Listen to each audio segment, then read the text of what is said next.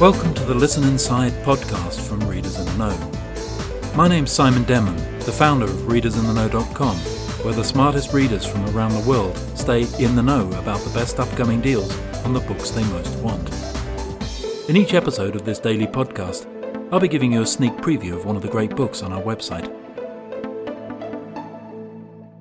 Today, I'm going to take a look at The Guardian of Secrets and Her Deathly Pact by Jana Petkin.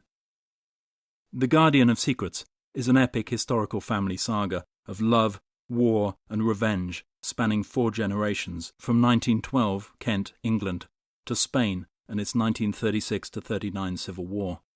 In present-day Spain, Maria Martinez Meril is dying, but welcomes the end of her long life.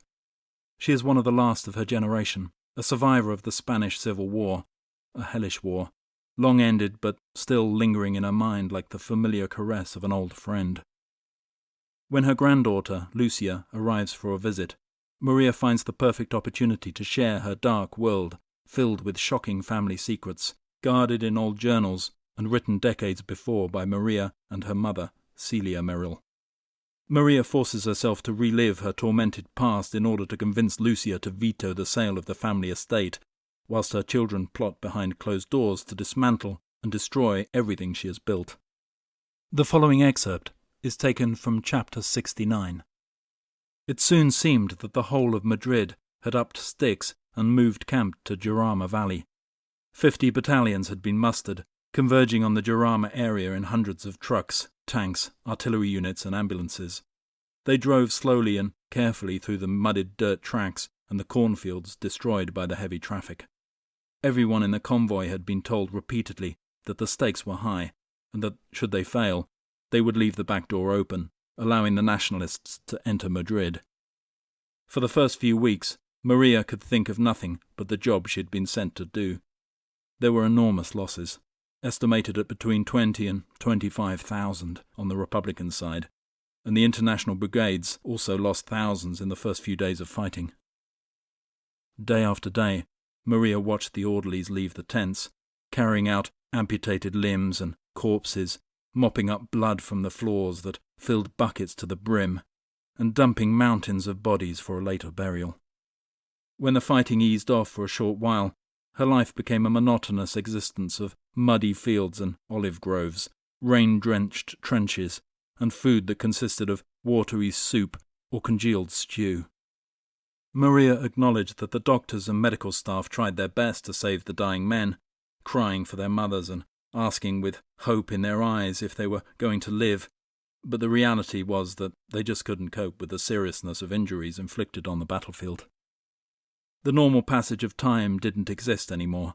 The wounded came in day and night, they were everywhere, and the shortage of doctors and nurses was becoming increasingly apparent. Maria was only a trainee nurse at best, but she found herself giving injections and administering anesthetics for doctors who no longer cared who did it. Soldiers with stomach wounds were the worst, for she had been warned not to give water to those patients. She did disobey that command on occasion, though only when she thought that a drink of water was the only comfort she could give to a man who was going to die anyway. After a while, the medical station found itself right at the front, stuck there without the possibility of moving back again because of the risks to the stretcher-bearers.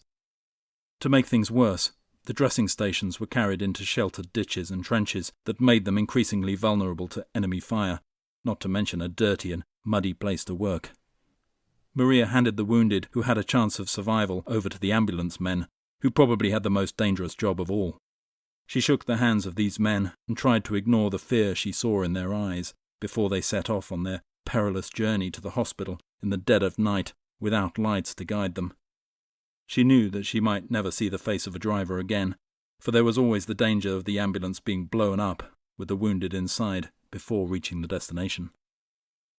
She walked around the camp, practically dead on her feet, but always with one eye looking out for Pedro's familiar face. She asked the international brigade units if they knew of him. She gave notes to some who said they might, and a description of him to those who asked for it. She tried not to think about Miguel, Pedro, or Carlos lying injured or dead close by, but she was convinced that one day soon her worst fear would become a reality, and she would just have to deal with it. She especially tried not to think about Carlos. She was becoming increasingly worried about him, but she also felt strangely detached from him. He had given her moments of such happiness, only to take them away again. But she was not stupid.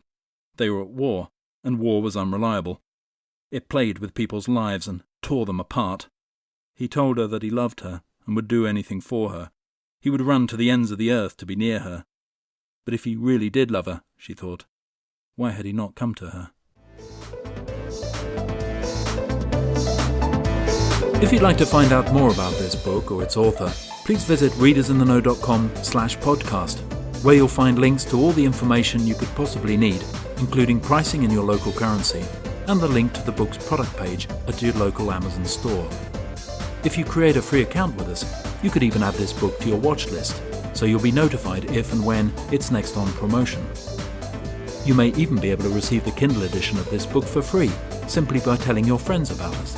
So why not sign up now at readersintheknow.com and never miss another great deal on the books you most want. Readers in the Know, because the best opportunities are planned.